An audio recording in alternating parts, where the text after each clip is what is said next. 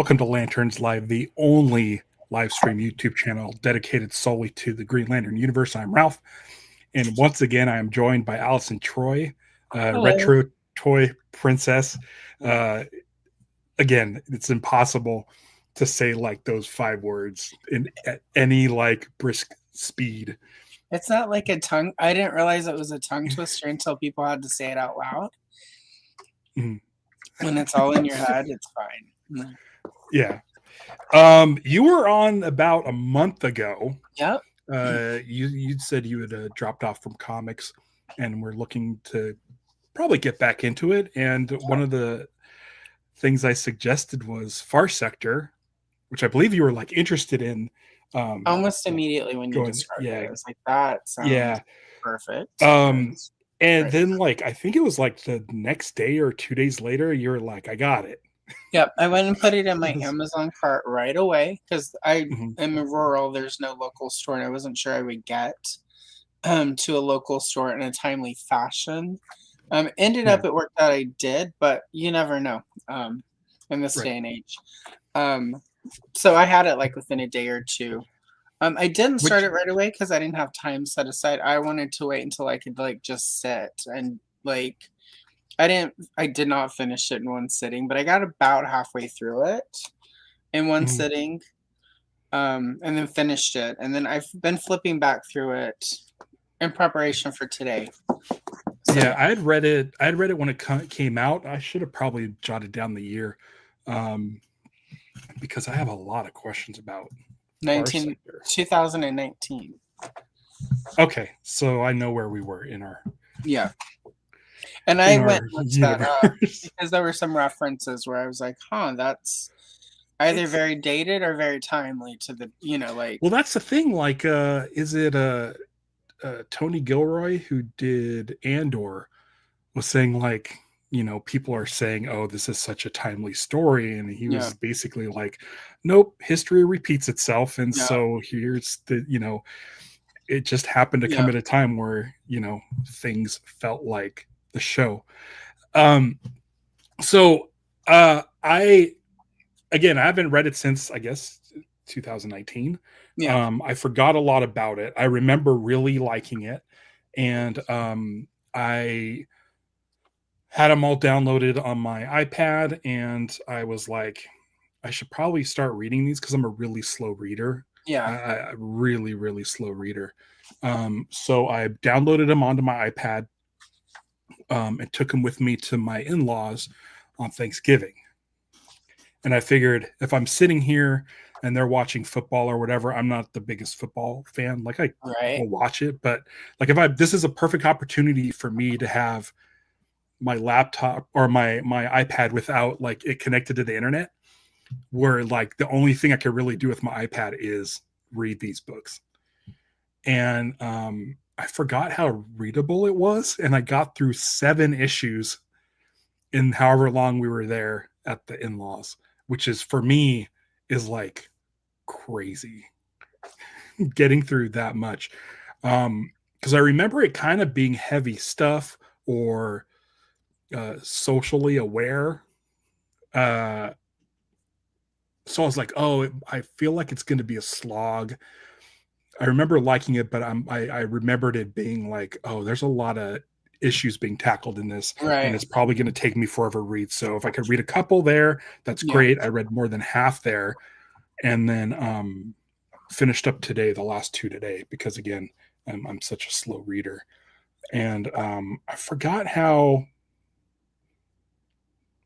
to me at least, and I'll ask your opinion, is like I thoroughly enjoyed it and thought the pacing was really nice, Mhm. and I had no trouble reading it. What do you think of Far Sector? Like, did you have what were your expectations going in, I and like did I it meet I them? didn't have any. I mean, other than you said it was. I tried to really not dig any deeper than what you Mhm. mentioned. I was just like Ralph said, this is a good one to start with what you described, strong, um, lady hero. Like we like the ladies.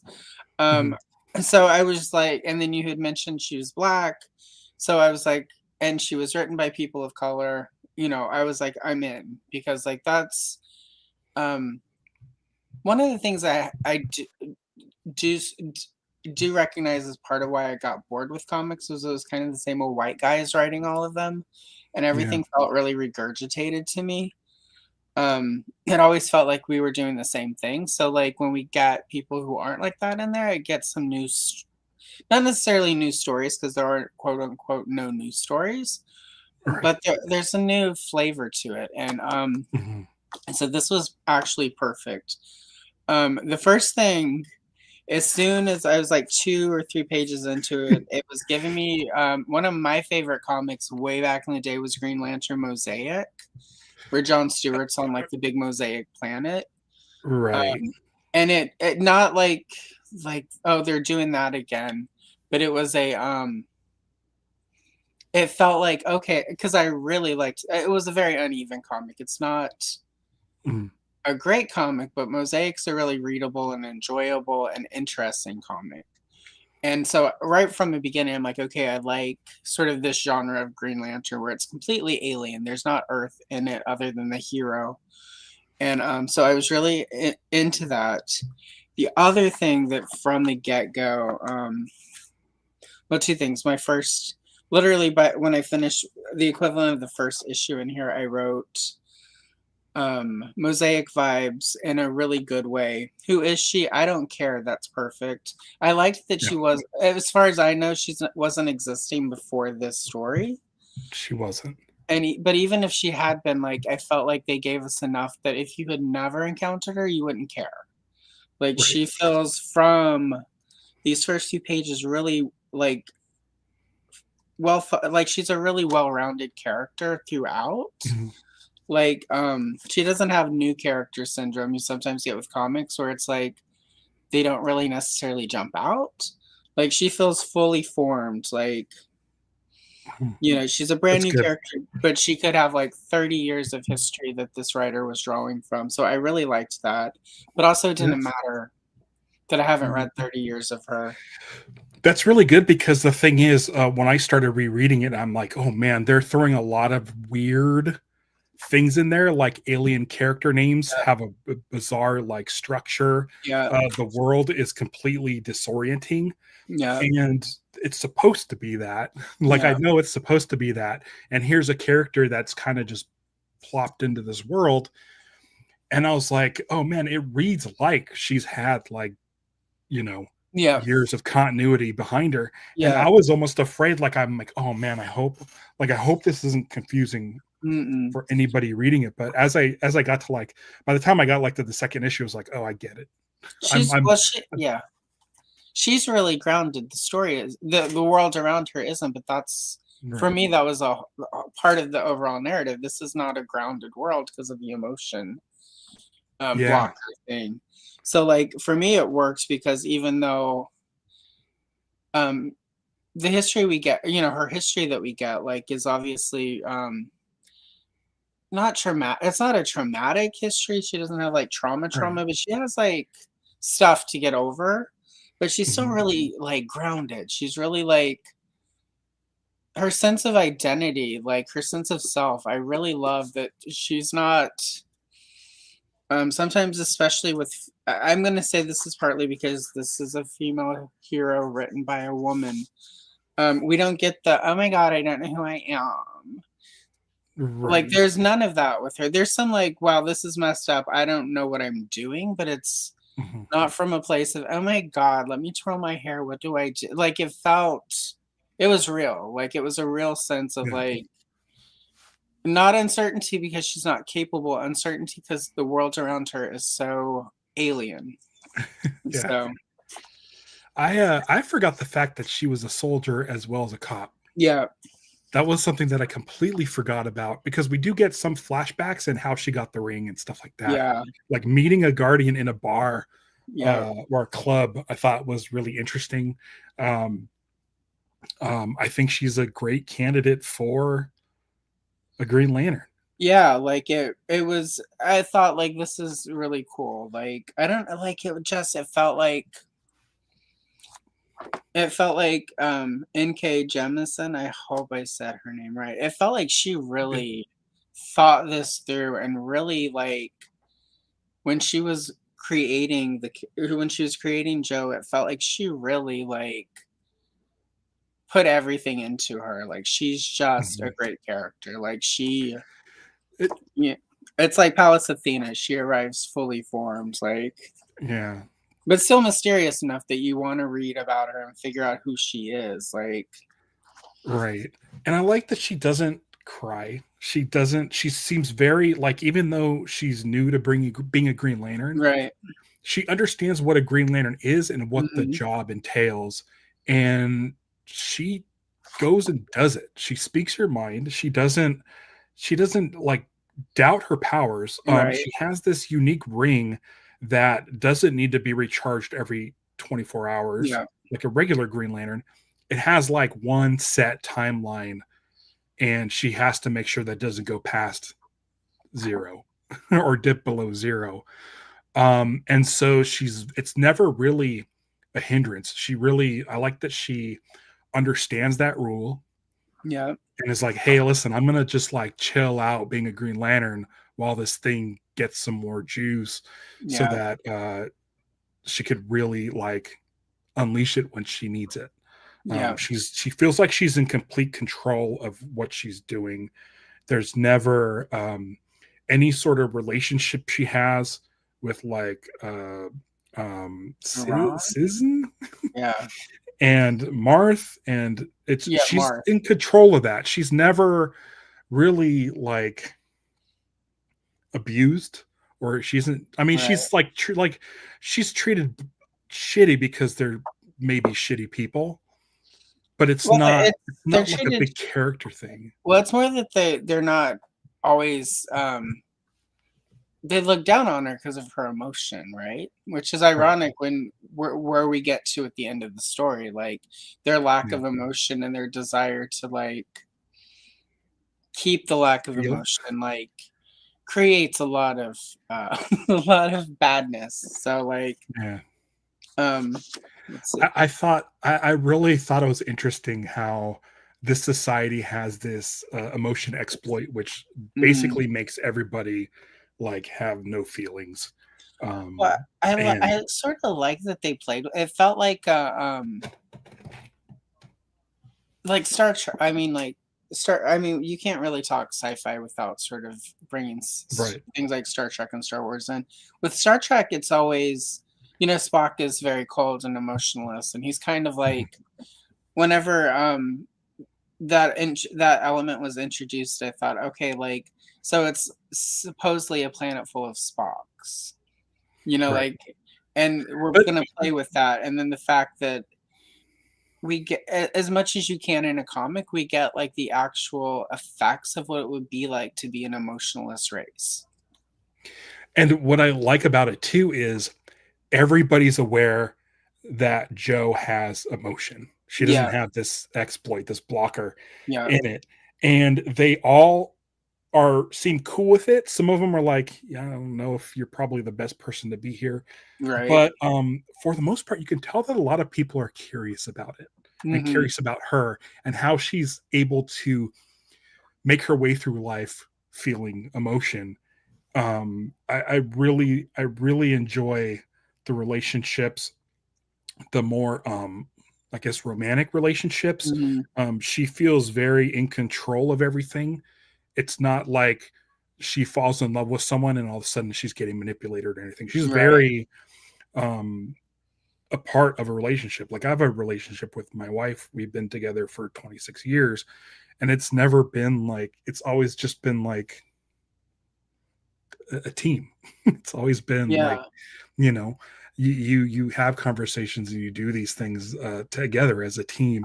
And so I like that the romantic stuff in this wasn't played melodramatic. It wasn't like a soap opera. It wasn't Mhm. like, a novel, like a romance novel. Well, Mhm. also, like what I liked is especially with Marth, it's uh, like the way the two of them sort of almost complement each other because of sort of Mhm. like the cold detachment of Marth. I keep wanting to call her Moran for some reason. I don't know why. But Marth. But what I liked about it is is that like she's one of the few people who don't seem to look down on Joe for having emotions, but she Mhm. seems at times she comes across as really not quite sure how to handle that because she doesn't, right? So how do you have a relationship with somebody when only one of them's actually feeling the actual Right. emotion? And it's like Joe doesn't really seem to have any. She doesn't really seem to have as much conflict as one might expect with that. Yeah. It seems like the people without emotions seem more conflicted about not having emotions when they're with her, and Well, I there's liked the that whole as well. Like, yeah.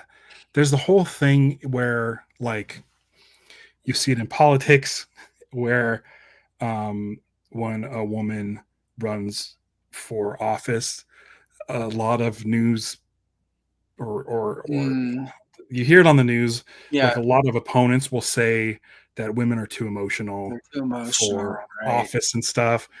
And it's one of those things where this kind of plays on it a little bit, where as Yeah, soon as Joe like kind of like flies off the handle a little bit, especially at that meme farming yeah, facility, where they're like, boom, finally, she's done something emotional. We could pin her, yeah. we could pin that on her, and like arrest her and all that stuff. And so for me, it's like almost they were like they're all cool with it. She's a Green Lantern. They respect Green Lanterns. They understand that the Guardians made a decision to make this person a Green Lantern, but Yeah. it's almost like they were waiting for that moment where her emotion gets in the way or does something that they don't like, and they can just immediately point to that and make her an example What's of. I kept thinking about it during this, and there was another. It's like a politic thing that I've been following, but so not applicable really, but at the same time, kind of.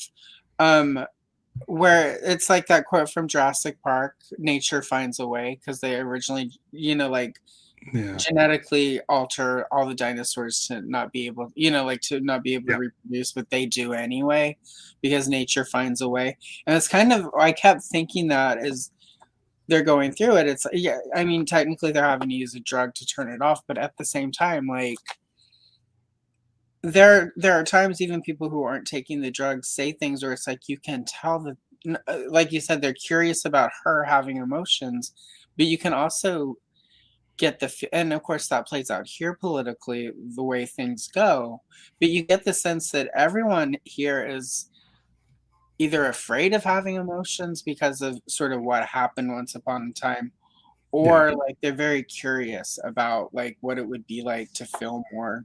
And I just kind of really like it was It, such a unique like background, I thought, like. yeah, with Joe being the only one actually like sanctioned and okay, and it's legal for her to Mhm. have emotion, like it was like almost like this thing where everybody wanted to know about it. Yeah, And I went. then when Marth was taking the shoot, what is it called? The drug that allows you to feel. Yeah, Um uh and then coming to the apartment and like hitting on her in that sort of toxic way. yeah, Like that was like the default for that yeah. character.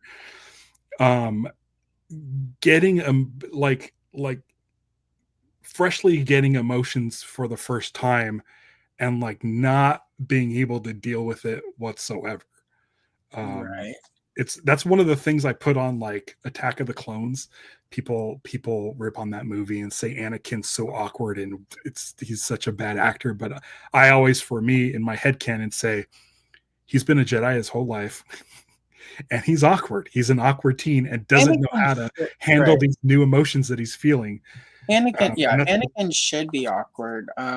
yeah, And to a degree, so should Padme, because Padme has been, if you know the lore, she was elected Princess of Theed, which is like mayor of the city, yeah, before she became Queen Amidala, and at 12. So like since from the get-go, she was always raised to become a politician where you have to balance the needs of the many over your own. People want to come, like, this is a different show, obviously.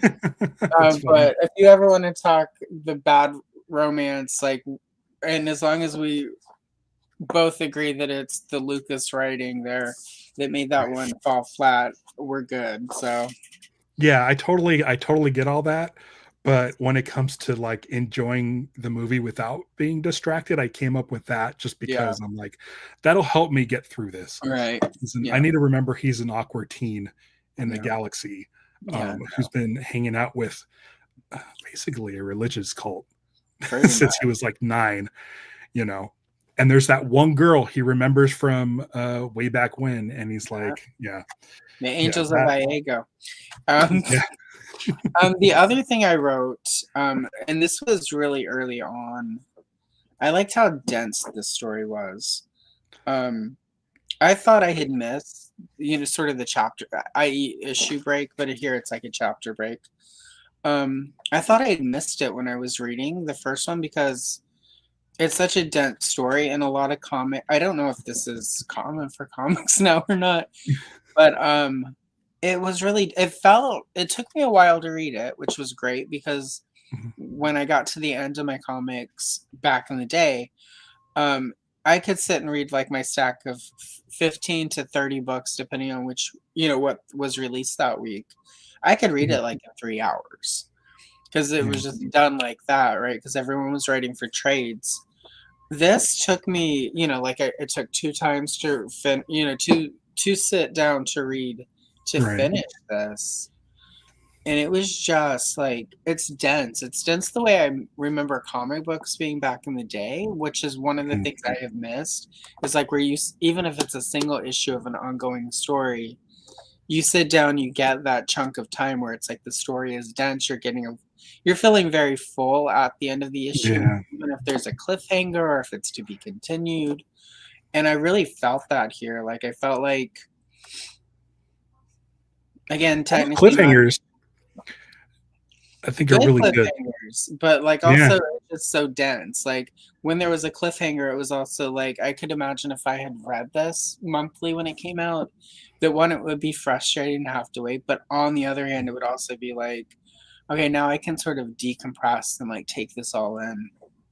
right. So, Yeah, and that's one of the things for me is like Grant Morrison did a run a few years back on Green Lantern, and his books were incredibly dense to the point where I'm oh like, yeah, again, I'm not a solid, like, I'm not a good reader. I'm trying to be better. It's just, it's for some reason, there's something, I think it's something, there's faulty wiring in my brain. right. It's When I possible. read, it makes me sleepy.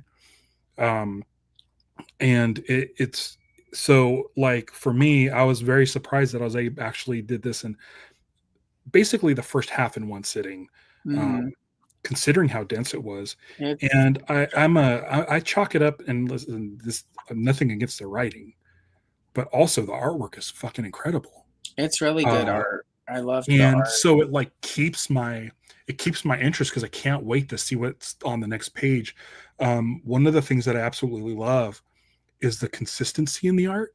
Like Hmm. the character design of Joe is so perfect that when she's not Green Lantern, she goes through a lot of different hairstyles, Yep. but it still looks like her. It's still, and I know it's because everyone else is aliens and they have markings on their face or whatever.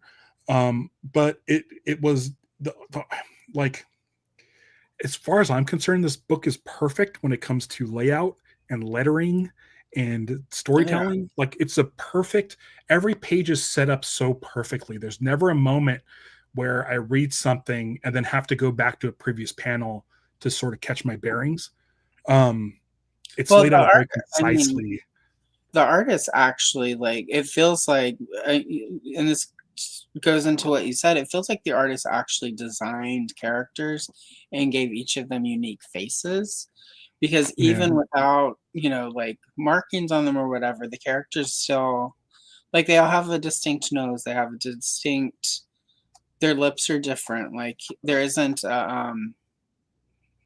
sort of a copy and paste, like the old right. Vince Coletta comics from this, where he would ink and everyone looked the same. And then that was sort of the norm until like George Perez came along. And like Perez, everyone had a unique face. Like he Right. based people's, like for a long time, Donna Troy was based on Marie Osmond, and Raven was based on the actress who from Star Trek, the bald lady. Oh, So he based people Ursula? on actual actors. So like Tara from Tara, Tara, the Judas Contract girl, was based like on his wife's sister. So like she had distinctive face, and like that was something Perez did all the time, and that's part of why even if you took around the density of how he draws and like his realism, like Perez is still a master. And it feels like this artist did that, where it's like everyone had a unique face. He based it on someone, and he kept that consistent through the book. There was actually a moment where the widow of one of the people that were murdered comes back, and she's basically coming face to face with one of the police officers or the peace officers, and they added a little chyron on the bottom that reminded us who she was. Right. And I was like, I didn't need that. I know Yeah, exactly who this is. So I feel like that was almost put in there because they wanted to make sure people knew who she was. But yeah. I'm saying, like, I did not need that. I didn't. Yeah, That I whole, didn't feel like I did either.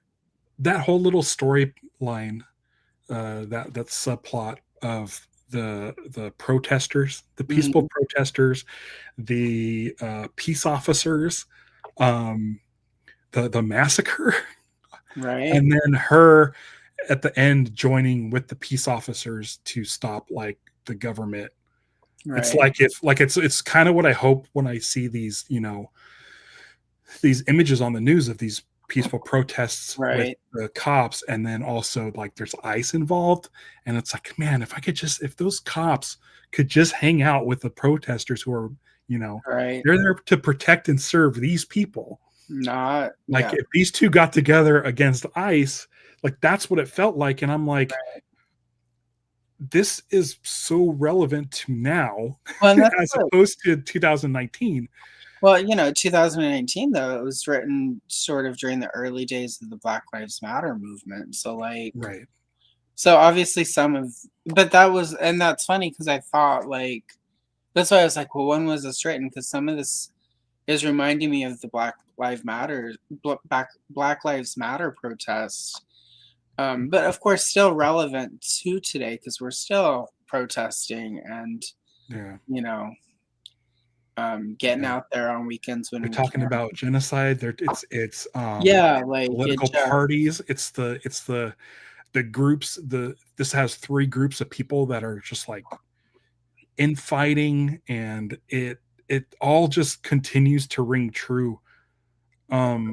It was horrible, but I laughed whenever the one alien was like, "We don't eat you. We need," like when they were talking about like, at least if we're in charge, we'll at least ask you before we eat you. I was like, "That's horrible." Yeah. I was like, "That was horrible."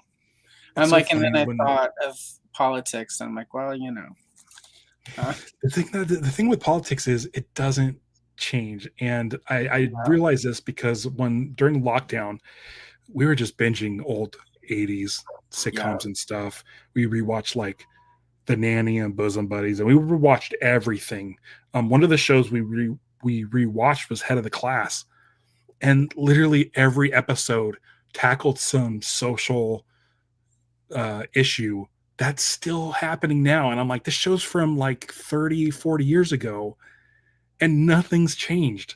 Like, it's crazy. So I guess like if you're setting out to write a story like this, like it's kind of easy to like shine a light on social issues because they just don't change. No, they really don't.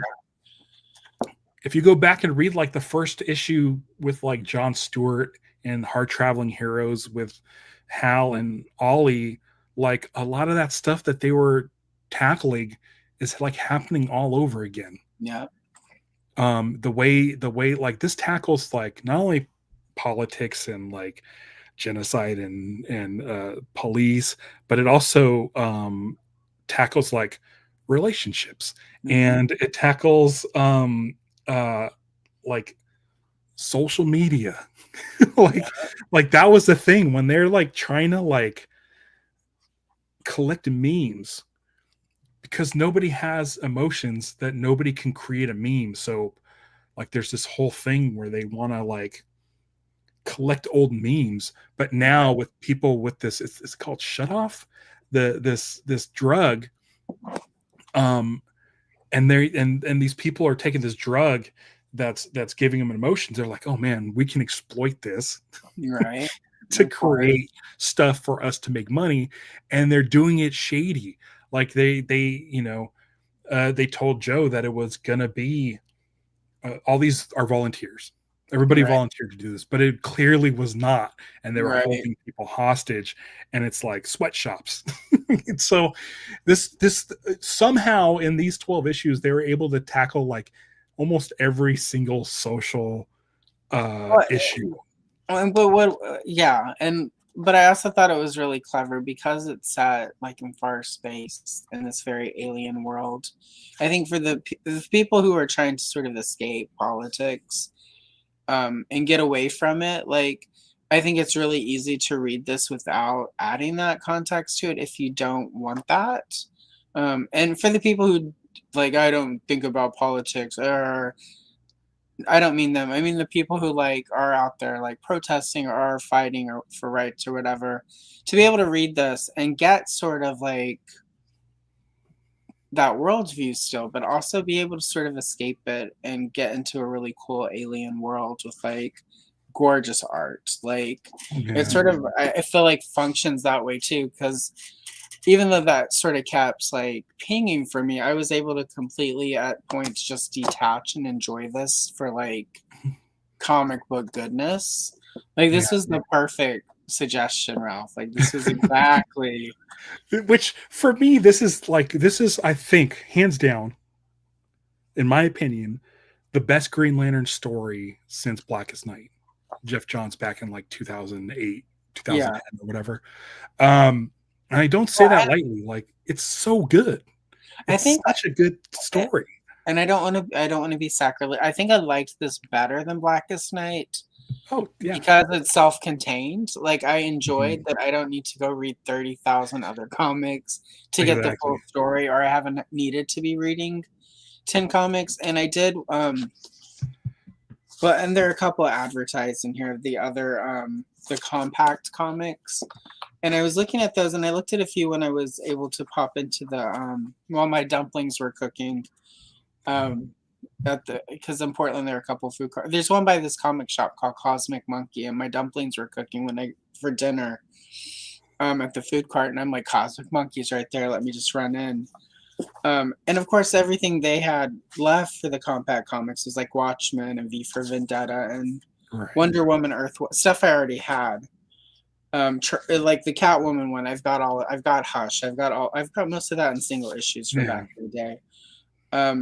But I very much am hoping that these are doing well because I would like to pick up more of these. Because it seems like all of them are sort of self-contained. Like all you need to do is read this book and you're gonna get most of the story. And I like that it fit into my back pretty easy. So That's it made great. it Yeah, easier to not forget it. yeah. I bet just been using Comixology for the last like, I don't know, 15 years or I so. have a hard time Um, using online, our digital comics yeah, on the tablet. that's Here on the Stevie's that way. computer, I have a bunch of the old CBR files from way back in the day. And I can do those okay. But anything, if it's not sort of big and on a monitor, it needs to be paper. I also absorb it better when it's an actual paper book, I've noticed. So I have a hard time with like Yeah. my Kindle. I've got a lot of Kindle books, and it's like I've read a fraction of them because it just ultimately I find I don't absorb the story as much when it's not paperback. Yeah. Well, according to Vector and Google AI, it sounds like the compact comics line Excellent. is a major sales Well, juggernaut. hopefully they find more stuff like this that like is perfect Yeah. for this format because and getting back into sort of I mean, I say modern, this is from 2019, so this is like 6 years old. In the grand But scheme of things, though, I think it is a modern classic. I feel like it is a classic I pick. feel, yeah, no, I feel like this is probably one. It was a great because it's exactly what I like to read. It's got all of my favorite things about comics, but also like I just feel like this is, like you said, kind of timeless. Like in 20 years, I think people will still look at this as a really great comic that was written. Um, like maybe in 20, 30 years, they'll be re-releasing this every few years, the same way they do Watchmen. Right. Um, So Joe, even though this is a self-contained story, right. Joe has made her way into the regular Green Lantern and Green Lantern Corps books. Well, I should hope she's too good of a character to like. I know, but here's the thing, and I'm gonna so in 2 weeks, I'm gonna be doing an interview with Morgan Hampton, who is doing the current run of Green Lantern Corps. So everybody should check that out. But I'd like to ask him about it because it's so hard because they're still juggling like 7 Green Lantern characters, and I don't think that. I feel like Joe will get maybe 3 or 4 lines an issue if you're lucky, and it's not really exploring her character. The only thing that they're doing is, and I find this very, very interesting, and I'm curious to know what your take on it is she seems to be getting paired up with Guy Gardner a lot, and there seems to be some sparks flying between them. I don't know how I feel about a romance because for me, Guy Gardner and Ice are always in game. Because I think the sweetness of Ice and her naivety is the perfect counterpoint to Guy Gardner's complete assholery. Right. I like the idea of her. Like I could see her and Guy Gardner working as partners really well. That's like, basically what they're doing. You get that buddy cop dynamic where you have the one who is like not necessarily by the book, but follows the rules and like is not gonna fly off the handle. And then you've got Guy Gardner he's like the Murtak of the two. Like I could see that working with how they establish her in this, like, and it being a really nice way to play off of each other because they would both have to sort of compromise at times, but also both of them at different, depending on what the case is or the villain is or whatever it is. It feels like at different times Guy Gardner would have to like admit that she's right, and then other times she might have to admit he's right. So I could see it I could see that working if they don't try to make them a couple. Like I don't. So for me, kind of what's been happening is they've been paired up a lot lately. And of course, my brain goes to romantic. But with Guy Gardner, like everyone just kind of puts up with him. Yep. And every once in a while, someone will get fed up, like Hal or John or Kyle. Usually not Kyle, but they'll actually like put him in his place and like just like put him in his place and like make him like stop doing whatever stupid shit he's doing. With Joe, the way they're written together is there's a mutual respect. Right. And I think Guy treats her with more respect and doesn't needle her as much as he would other Lantern members.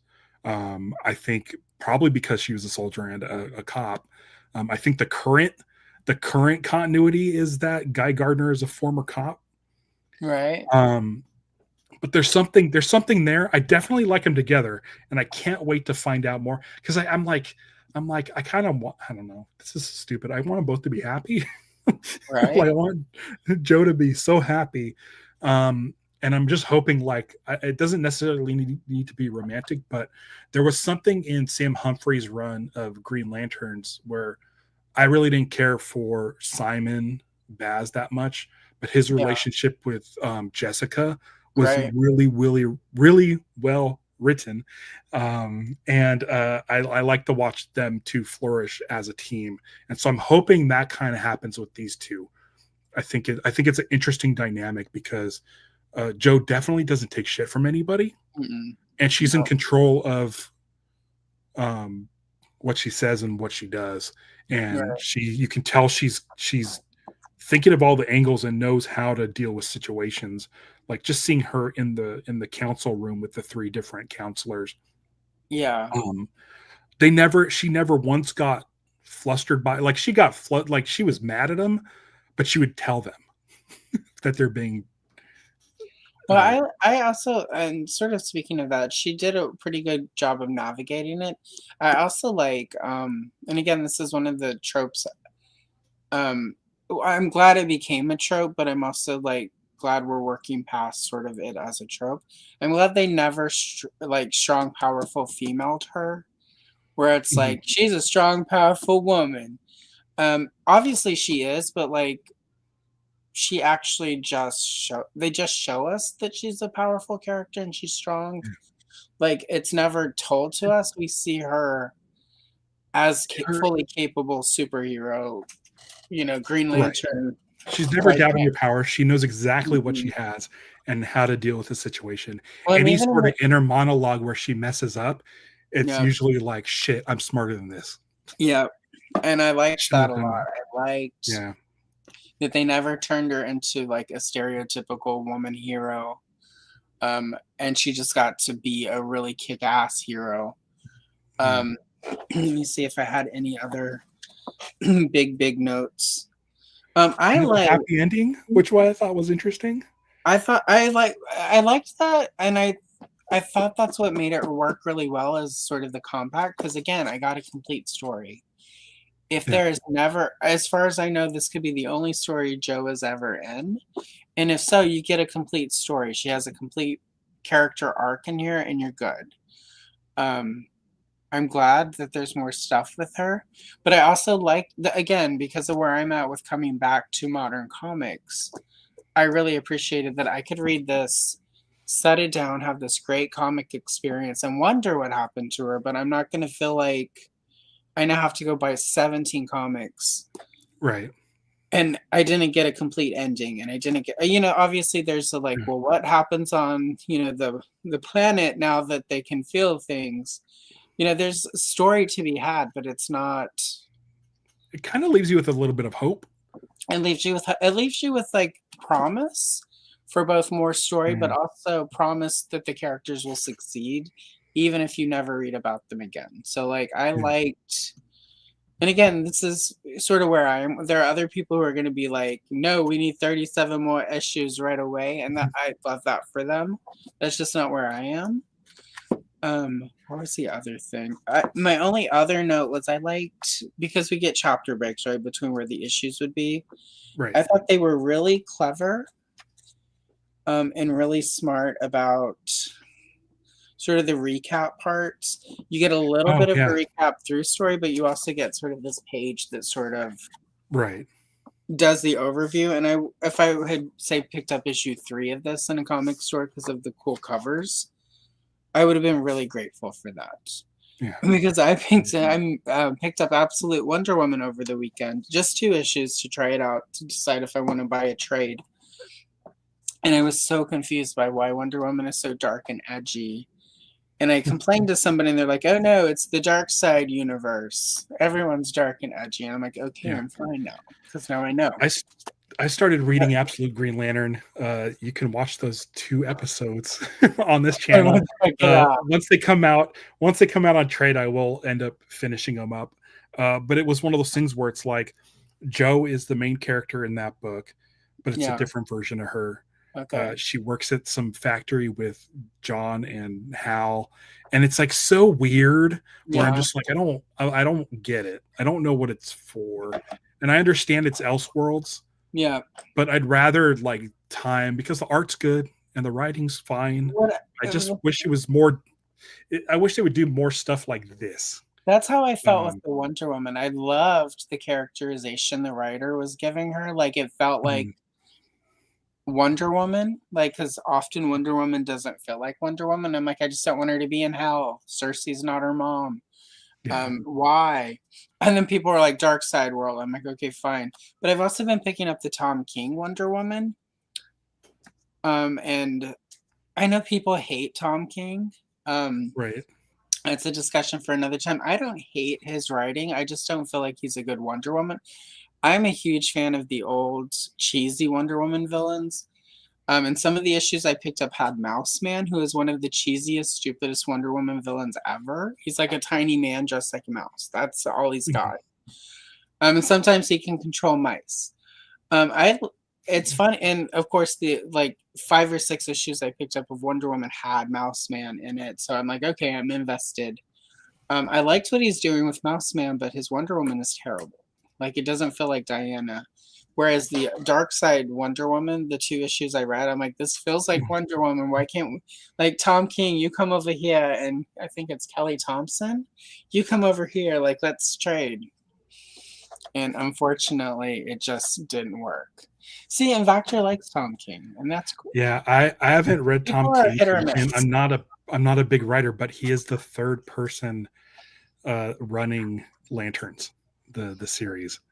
And I heard he's hit and miss. I'm hoping Lanterns is a That's hit. what I've heard. I know some people who really hate everything he does, and then some people who love everything he does. I have Yeah, I found guess he did a Alan Scott story, I believe, that people Yeah. love. I have only read the two. No, it's like 4 issues with Mouse Man. I've only read those, so that's all the Tom King I have ever read. I like, again, I like what he's doing with Mouse Man. I think I would like it more if he were doing it as a Trinity story, like Batman, Superman, and Wonder Woman, because they're all kind of in there anyway. I just don't. I'm really persnickety about my Wonder Woman though, which is part of why I left. Everyone's like, Brian Azzarello is the best Wonder Woman writer ever, and I'm like, I'm good, thanks. So I wouldn't mind to see this team that worked on Far Sector work on a Wonder Woman story. I would like, definitely. I would like. I would go read that. I would go buy that right away. Like it's this probably my maleness coming through, but I liked the design of Joe, like from a body standpoint. Right. I like that she wasn't drawn like a comic character. I mean, clearly she's still shapely in the right places, but I did appreciate that. I thought that like made the character feel more real. Like I would see somebody like that.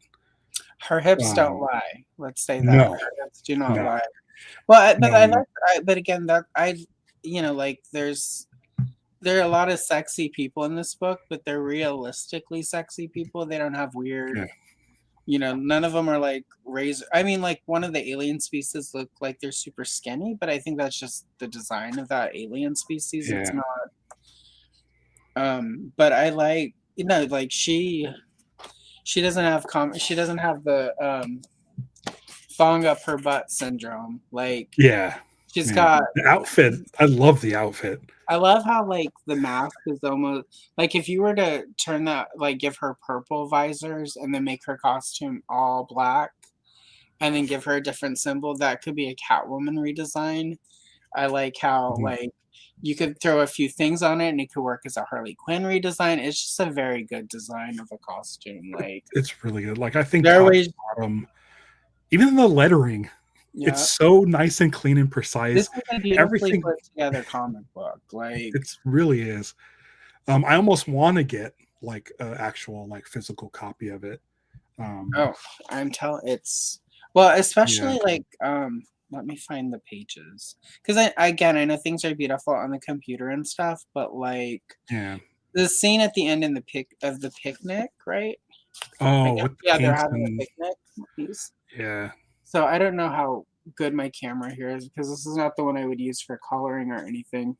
But these pages in person, they're like, they just pop. They like, I mean, throughout the whole thing, but this is this one I just sat for a few minutes and took it in because the colors are so beautiful and the composition is so good.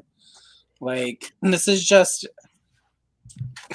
from the writing to the everything, this is a beautifully put together comic. Like this is what, if there had been more of this back in 2013, I probably would not have quit comics because this is like, when I read comics, this is the experience I want. I want the art to be beautiful. I want the colors to pop.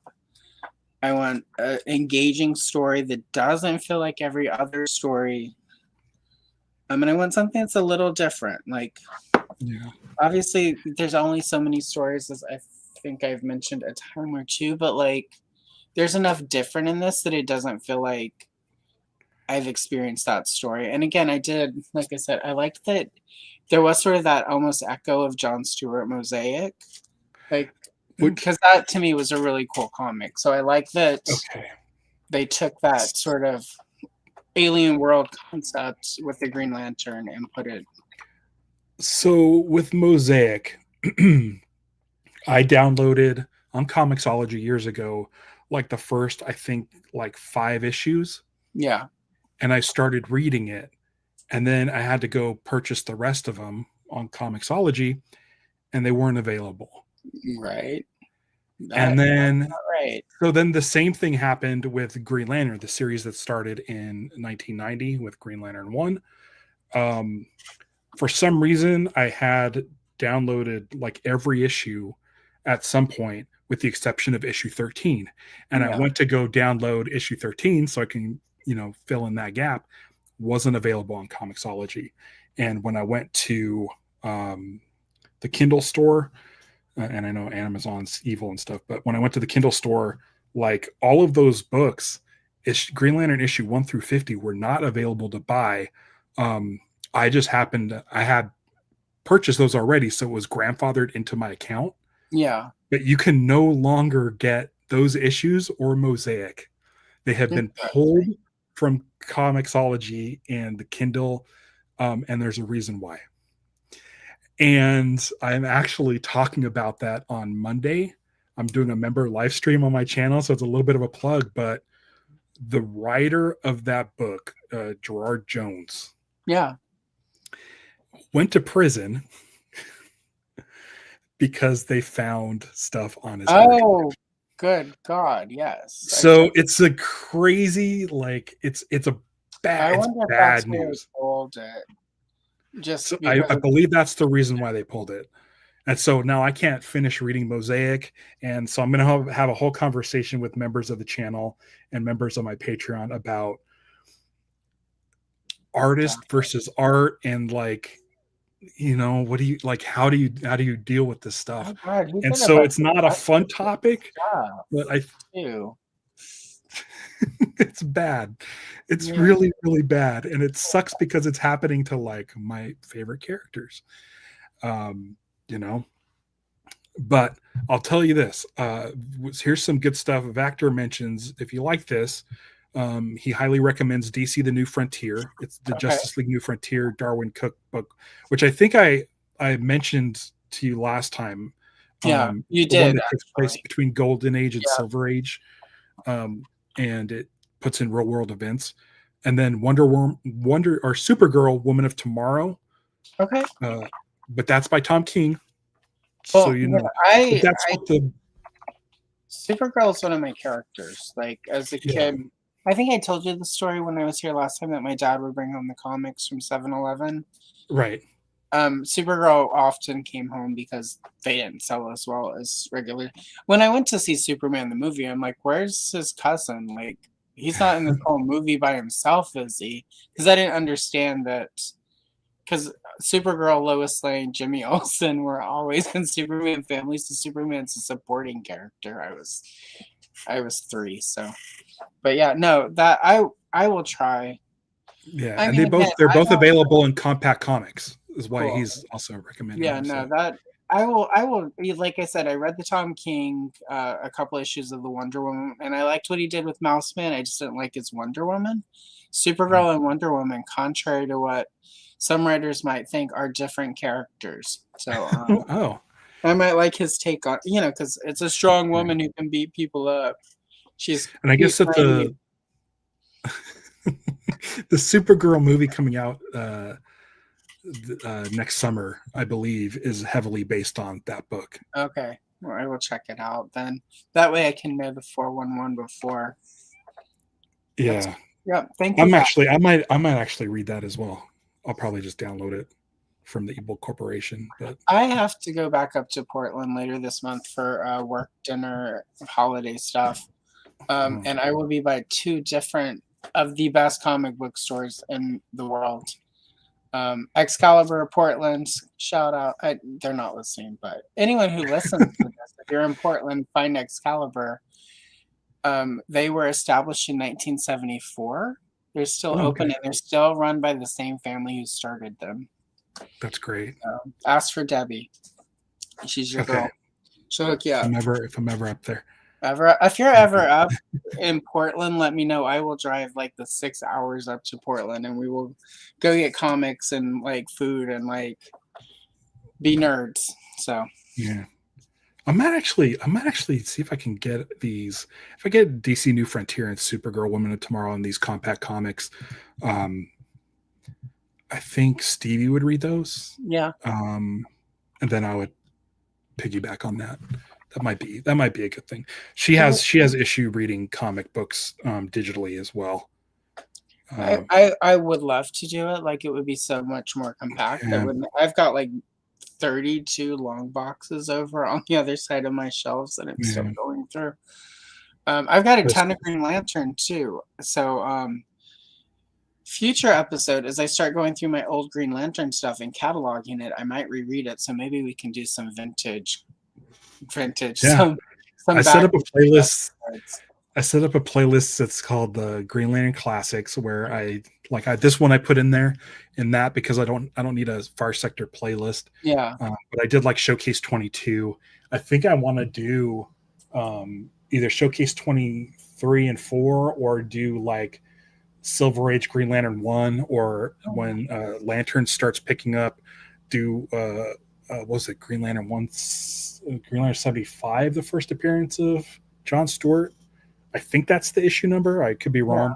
Like Hard Traveling Heroes and stuff, I definitely want to tackle. So let me know what you have. Yeah, I have like, I think it's like 15,000 downloaded comics from Comixology. It's like nuts. It's like a nuts number. So Vactor, just so you know, Supergirl Women of Tomorrow is by Tom King, does not come out until Tuesday, January 6th. I just pre-ordered it. So if I hate it, it's your fault. So you'll have to join Vactor. Maybe we can get together.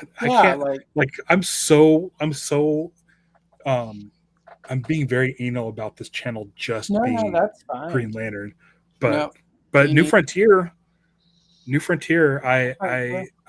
there's a really good animated version of that that they did, like an animated movie where like Neil Patrick Harris is Barry Allen, what's his name, David Boreanaz is Hal Jordan. Like, it's a really who's Wonder Woman is Brooke Shields. Oh, nice. Like the new friend. Yeah. No, I can see that really well. I wanted to do a watch of that because it's very great. There's one of the major through lines is Hal Jordan's origins, and I asked Kayla, our friend Kayla Silva, to join me, and she didn't respond. I'm gonna have to give her shit. Give her some shit. Yeah, she's really accessible.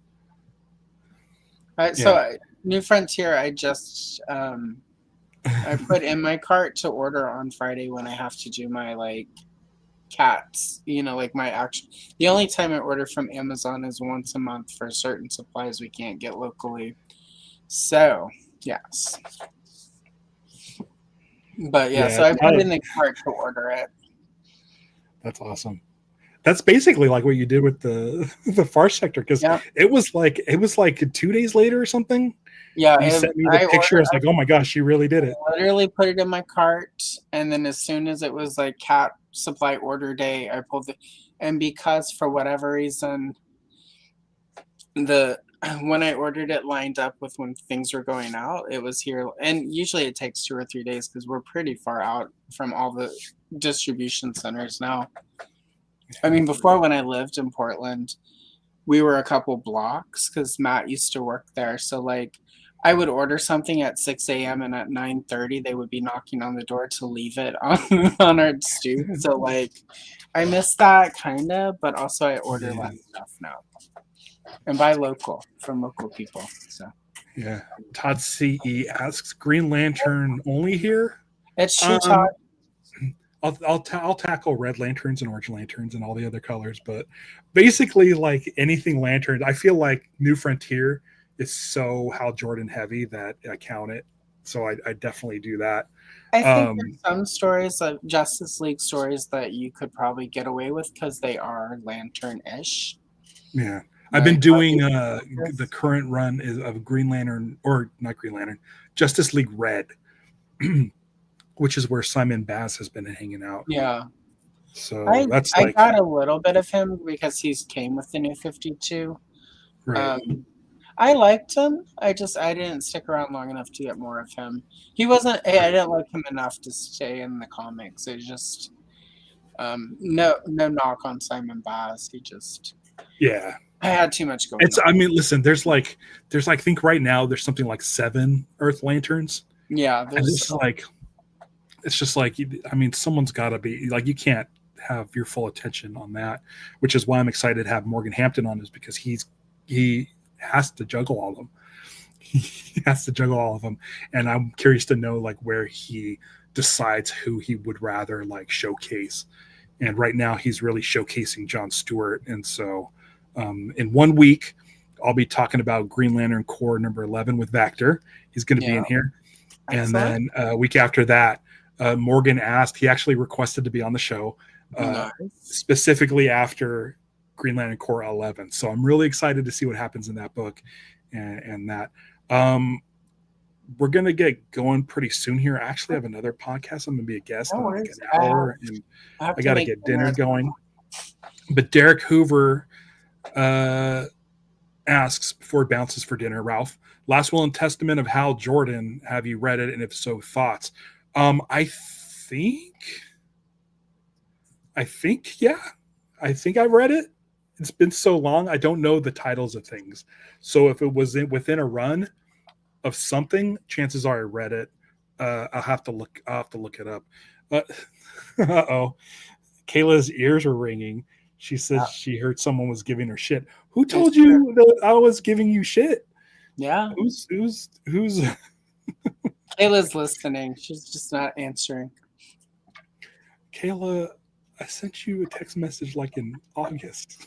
Yeah, Kayla. I really wanted you to come on the show. Oh, Vector. Now Mark is here. Everyone shows up at the very end just to like start shit. Hi, Mark. Hi, Kayla. Oh my gosh, everybody's in here. Kayla is always listening. Let's do some plugs. Let's get your plugs. All right. Yeah, I got plugs, y'all. Let's see. Where are we at? I have to look at the calendar because I'm over the thing. All right, I've got shorts always dropping. On Friday night, I will be live on my channel with Derek J. Hoover and Andrew of Gady's Toys. We'll be doing a retro cavalcade. We're going to look at the 1985 Sears catalog, which includes Superpowers toys, as well as Mask and all the goodies of the 80s. Oh my God, Sunday, I'm doing a coloring live stream by myself. Mask? Yep. The Masked Crusaders fighting crime overtime. I think that's how it goes.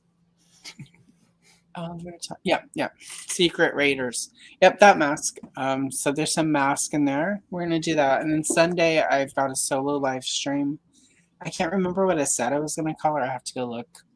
And then for Lantern fans, last Sunday I dropped a Kyle Rayner short.